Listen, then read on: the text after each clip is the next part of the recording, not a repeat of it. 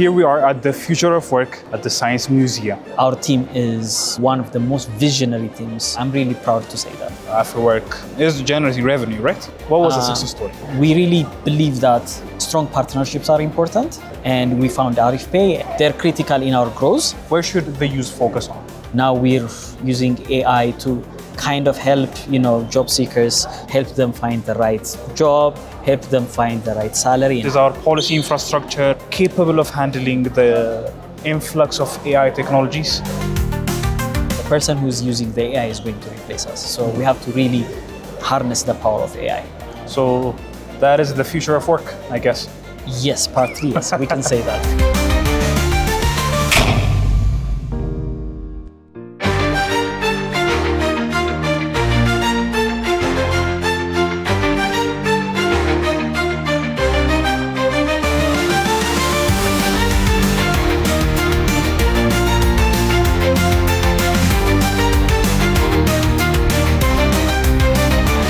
Today, we're coming back with the show called Spotlight. And here we are at the Future of Work at the Science Museum. Today, I'm interviewing, not just interviewing, I'm talking with my friend, Adash, the CEO of AfriWork. Simei and I have been friends for the past nearly 8-9 years. I have seen AfriWork come from freelance Ethiopia to where it is now. So first, the congratulations is in order. Would you have ever imagined that the office at Bole, that AfriWork would have such a big event at one of the biggest and most prestigious venues in Ethiopia? It's a dream come true, to be honest, because we didn't expect that it would be this type of impactful company, because we were thinking it was going to be just a tool for us, but no time that it was a hit in the market. Then we had to really focus, strategize, and reorganize ourselves so that we can actually turn it into AfriWork.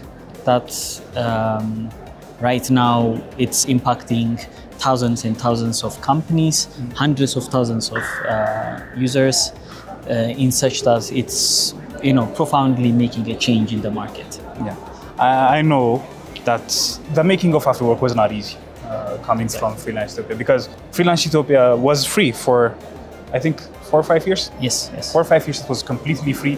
You guys were connecting jobs. I used to even work with freelance Ethiopia, but we were doing everything for free. And considering it now, it has monetized. AfriWork is generating revenue, right? Yes, exactly. The road was not that easy, because once you build trust, once you have customers, and you show them and make them feel comfortable in a free product, to actually force a payment, it is a hard journey. But what we did was we added inner features that they would really love, so that making them pay for the product would make sense for them. Yes. So we had to increase our prices multiple times to make sure that their capability and at the same time what we provide in a way align. Yeah. So I mean, one of the most interesting things I wanted to ask you was, coming from Arm Advertising, the animation team, the whole team is now also working with AfriWork. Exactly. So creating a company, young guys who didn't finish through the college journey, starting a business at 18 and 19 years old, and now having a company that's fully operational, hiring hundreds of people, a large operation, because I know it deeply. And how did the team's structure affect the success of AfriWork, Gureza Studio, Armada Agriculture, all the companies? What was the success story?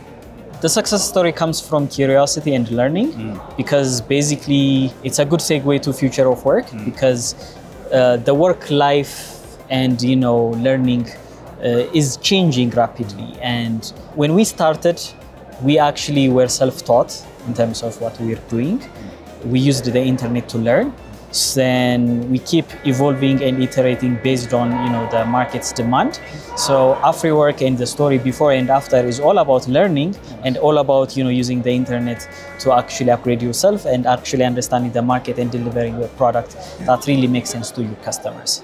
So in a way, it feels exactly like, the future of work, Yeah. where you keep learning and doing and learning and doing using the internet and technology. So tell me about the event. How was it? It was great, first and foremost because of the turnout. We didn't expect, this many technology companies will participate and bringing in innovative ideas that really impact the job market in a different dimension.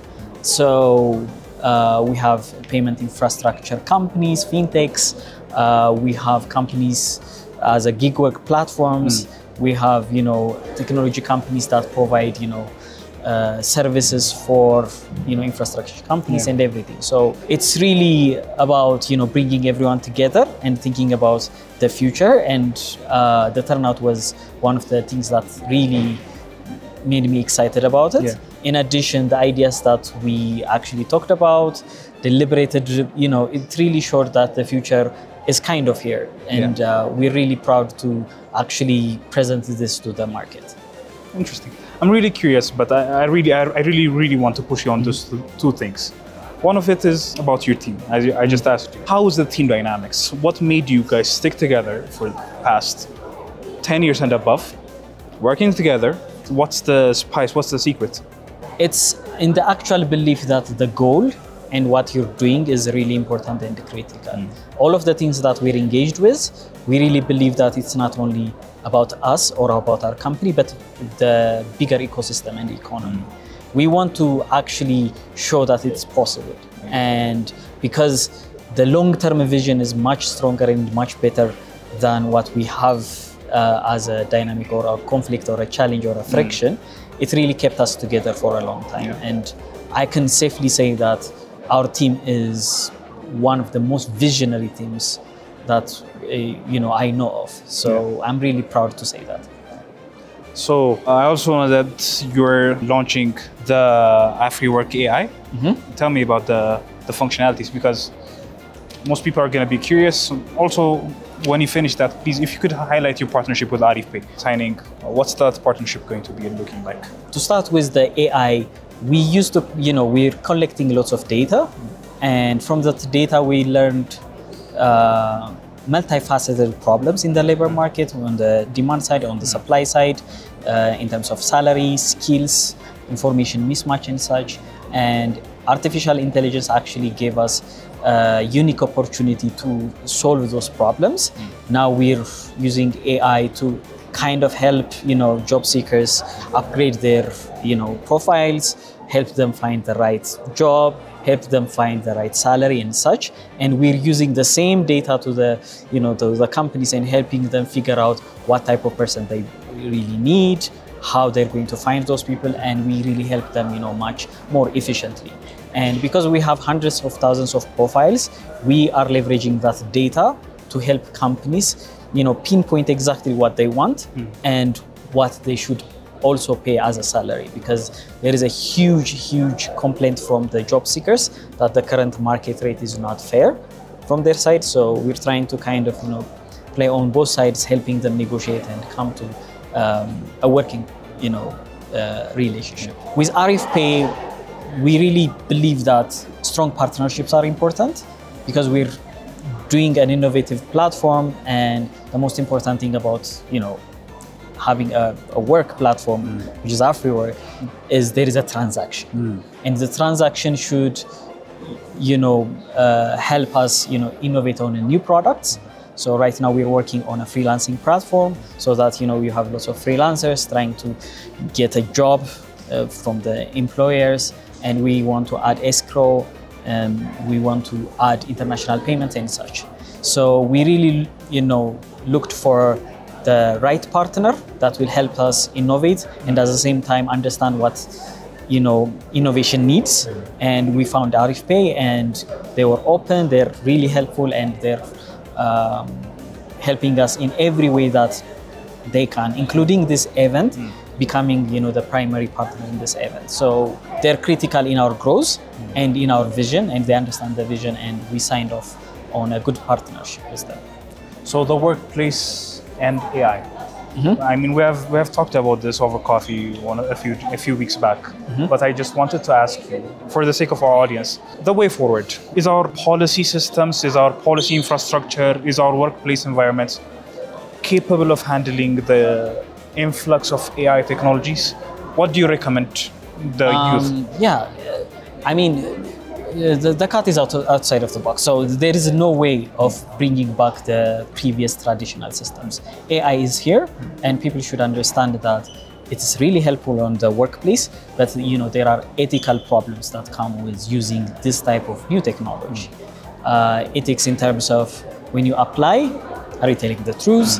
Are you using it to do your job, or are you really making your job easier? So there are certain questions that we should ask in terms of ethics before we ask policy, because it actually impacts every facet of our life, from learning, working, communicating, entertainment, and such, that I cannot give you this one policy solution, sure. But the ethics is really important, and we have to learn how to use it and harness it much better than others, because I don't think in the near future AI is going to replace us, but the person who's using the AI is going to replace us. So we have to really harness the power of AI. So that is the future of work, I guess. Yes, partly, yes, we can say that. So any other points you want to add for our audience? Because this program is going to be airing to a lot of international audiences. So what do you think is going to be the single most important thing you would want to share for our audience? What we have as an infrastructure, as an ecosystem, as a labor market, it has lots of problems, and yet we have good opportunities in terms of technology, meaning we can upskill millions of people using technology, we can match millions of people using technology, and we can have, on-demand data connection between industry and education, and we can actually evolve at much faster rate as a country. What we need in terms of making this happen is helping, every ecosystem player to come together and have a dialogue, so that we can have a single-headed movement that will change, the future of work forever. And I believe I am an optimist in terms of solving exactly that. And future of work is going to solve the unemployment problem in Ethiopia in the next 10-20 years. I guess that's one of the most important points that could be raised. So one final point, just before I forget. What's the largest out of the, I think, 200,000 plus jobs connected, if I'm not mistaken? What's the largest volume of jobs that are being offered from employers? And is there a disconnect between the number of demand from the employers and the supply from potential freelancers, employees? Is there a mismatch? Where should the youth focus on? There is a mismatch, but in a way, the young job seekers are finding our platform as an information center rather than as a job platform, because sometimes you just check what's out there so that you can actually learn those skills. So I really believe that the young people just need a little bit of, help, because they already got it and they already understand it. They know where they're going. It's just that at times, the ethics and the entertainment takes them away from the real thing, which is work. But in a way, it will evolve in that direction. Well, ladies and gentlemen, this is the future of work. And this is Samin Taddasa, again, the CEO of AfriWork, the lead organizer of this event. Thank you for watching and have a good evening.